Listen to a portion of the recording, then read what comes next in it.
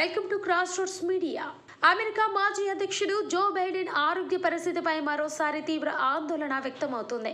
ఇటీవల ఆయన తలపై ఒక గాయంతో మునుపటి కంటే నీరసంగా బడలికతో కనిపిస్తున్న వీడియోలు సోషల్ మీడియాలో కలకలం రేపుతున్నాయి.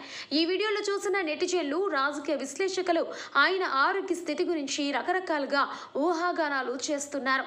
జాతీయ మీడియా కథనాల ప్రకారం బైడెన్ కు ఇటీవలే చర్మ క్యాన్సర్ కు సంబంధించిన శస్త్రచికిత్స జరిగింది. ఈ ఆపరేషన్ కారణంగానే ఆయన తలపై గాయం ఏర్పడిందని తెలుస్తుంది. తాజాగా బయటకు వచ్చిన వీడియోలో బైడెన్ చాలా అలసిపోయినట్లు, బలహీనంగా కనిపించడంతో ఆయన ఆరోగ్య చుట్టూ జరుగుతున్న చర్చ మరింత ఊపందుకుంది. 82 ఏళ్ల జో బైడెన్ ఆరోగ్యంపై చర్చ జరగడం ఇది మొదటిసారేమీ కాదు.